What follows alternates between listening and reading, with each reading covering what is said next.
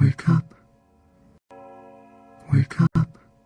Neglect its economic foundation. Even someone, living under a banyan tree is dependent on support from someone. The economic leg has to be addressed by everyone. It's not just a business issue. But, unlike someone under a banyan tree, all publicly traded corporations have been structured through a series of legal decisions to have a peculiar and disturbing characteristic. They are required, by law, to place the financial interests of their owners above competing interests. In fact, the corporation is legally bound to put its bottom line ahead of everything else, even the public good. That's not a law of nature. That's a very specific decision, in fact, the judicial decision. So they're concerned only for the short-term profit of their stockholders, who are very highly concentrated. To whom do these companies owe loyalty? What does loyalty mean? Well, it turns out that was a rather naive concept anyway, as corporations are always owed obligation to themselves to get large and to get profitable. In doing this, it tends to be more profitable to the extent it can make other people pay the bills for its impact on society. There's a terrible word that economists use for this called externalities. An externality is the effect of a transaction between two individuals on a third party who has not consented to or played any role in the carrying out of that transaction. And there are real problems in that area, there's no doubt about it. Running a business is a tough proposition. There are costs to be minimized at every turn. And at some point, the corporation says, let somebody else deal with that. Let's let somebody else supply the military power to the Middle East to protect the oil at its source. Let's let somebody else build the roads that we can drive these automobiles on. Let's let somebody else have those problems. And that is where externalities come from. That notion of let somebody else deal with that. I got all I can handle myself. A corporation is an externalizing machine in the same way that a shark is a killing machine. Each one is designed in a very efficient way to accomplish particular objectives. In the achievement of those objectives, there isn't any question of malevolence or of will. The enterprise has within it, and the shark has within it, those characteristics that enable it to do that for which it was designed. So the pressure's on the corporation to deliver results now and to externalize any cost that this unwary or uncaring public will allow it to externalize.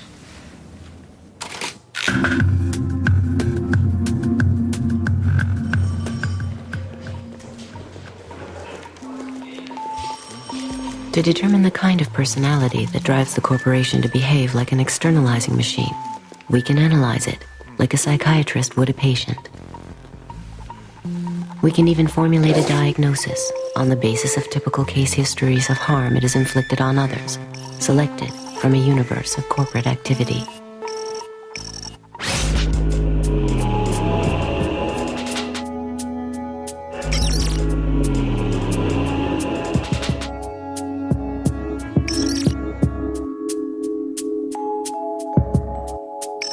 Well, this is the office of the National Labor Committee here in the garment area of New York City. It's a little bit disheveled. These are all from different campaigns. To make this stuff concrete as possible, we purchase all of the products from the factories that we're talking about. This shirt sells for $14.99, and the women who made the shirt got paid 3 cents. Liz Claiborne jackets made in El Salvador.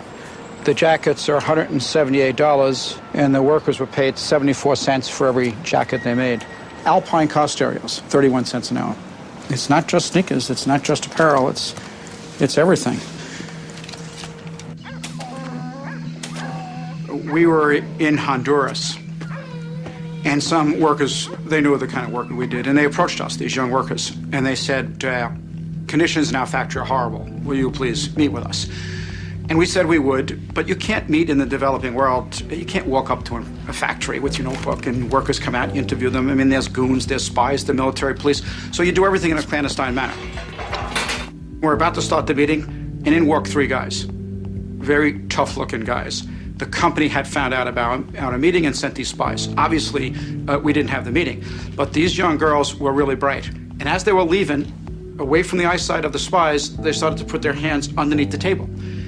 And I put my palm under there, put my hand under there, and they put into my hand their pay stubs. So we'd know who they were, what they were paid, and the labels that they made in the factory, so we'd know who they worked for. And I took my hand out after everyone had left, and in the palm of my hand was the face of Kathy Lee Gifford. But the bottom of it is the interesting part. A portion of the proceeds from the sale of this garment will be donated to various children's charities. It's very touching. Get your right here. Walmart is telling you if you purchase these pants, and Kathy Lee is telling you purchase these pants, you're going to help children. The problem was the people who handed us the label were 13 years of age. Do many people have family work? Yes, just me. You support, how many people do you support? 8 people. 8 people. And how do you do with that salary? Is it enough? ¿Alcanza? ¿Es suficiente para cuidar obviamente? No. Let's look at it from a different point of view. Let's look at it from the point of view of the people in Bangladesh who are starving to death, the people in China who are starving to death, and the only thing that they have to offer to anybody that is worth anything is their low-cost labor. And in effect, what they are saying to the world is they have this big flag that says, come over and hire us. We will work for 10 cents an hour because 10 cents an hour will buy us the rice that we need not to starve. And come and rescue us from our circumstance. And so when Nike comes in, they are regarded by everybody in the community as an enormous godsend.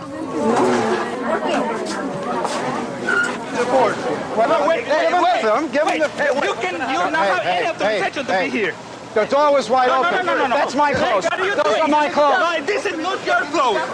Where's your camera? Let's look. Don't touch the woman. Okay, why? Okay? This is a private company. Yes. Without permission, how can you come in? Well, the door was wide open, and The only wide open is for the employees, not for you. we went through the garbage dump in the Dominican Republic. We always do this kind of stuff. We dig around. One day, we found a big pile of Nike's internal pricing documents. Nike assigns a time frame to each operation. They don't talk about minutes. They break the time frame into 10,000ths of a second. You get to the bottom of all 22 operations to give the workers 6.6 minutes to make the shirt. It's 70 cents an hour in the Dominican Republic. That's 6.6 minutes equals 8 cents. These are Nike's documents. That means the wages come to 0.3% of the retail price. This is the reality. It's the science of exploitation.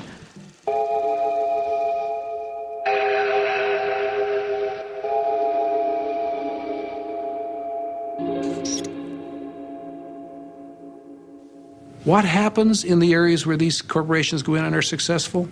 They soon find that they can't do any more in that country because the wages are too high now. And what's that another way of saying? Well, the people are no longer desperate. So, okay, we've used up all the desperate people there. They're all plump and healthy and wealthy. Let's move on to the next desperate lot and employ them and raise their level up.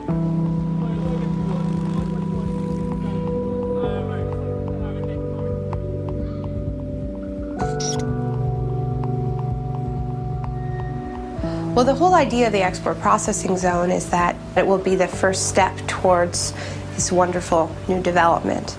Through the investment that's attracted to these countries, there will be a trickle-down effect into the communities. But because so many countries are now in the game of creating these free trade enclaves, they have to keep providing more and more incentives for companies to come to their little denationalized pocket, and the tax holidays get longer. So the workers rarely make enough money to buy 3 meals a day, let alone feed their local economy.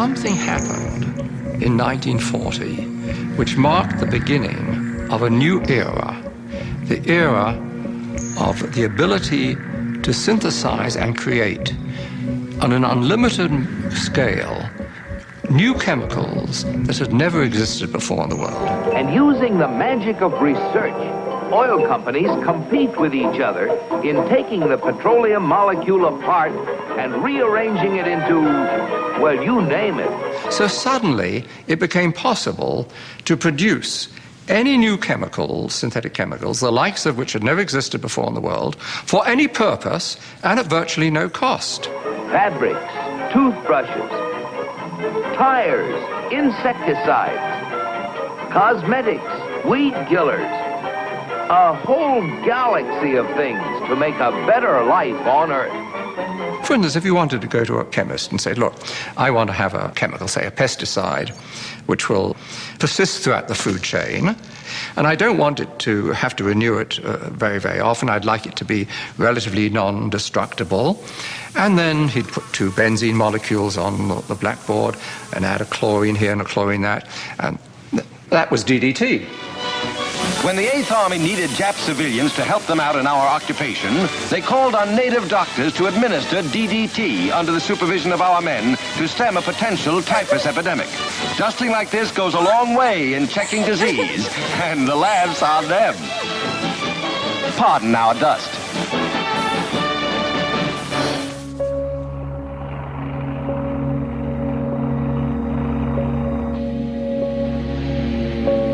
As the petrochemical era grew and grew, warning signs emerged that some of these chemicals could pose hazards.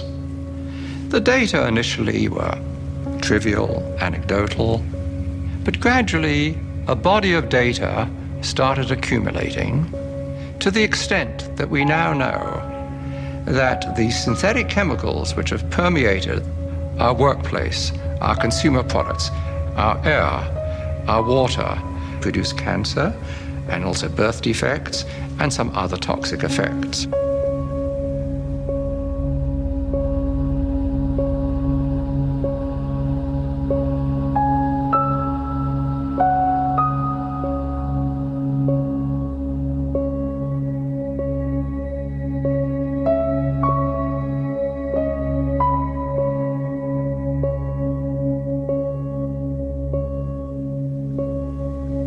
Furthermore, industry has known about this, at least most industries have known about this, and have attempted to trivialize these risks.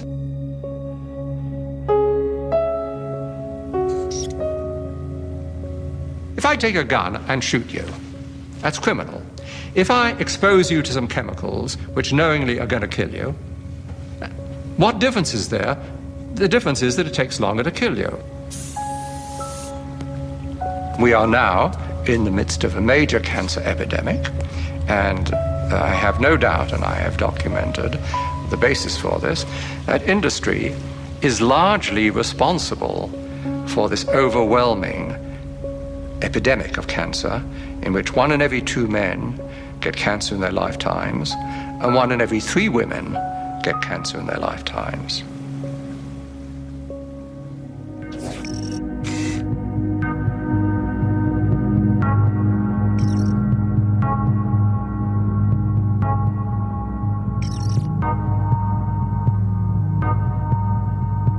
Towards the end of 1989, a great box of documents arrived at my office without any indication where they came from. And I opened them and found in it a complete set of Monsanto files, particularly a set of files dealing with toxicological testing of cows who've been given RBGH. BST, trade name Posilac, is being used in more than a quarter of the dairy herds in the United States, according to Monsanto. The milk has been drunk by a large portion of the American population.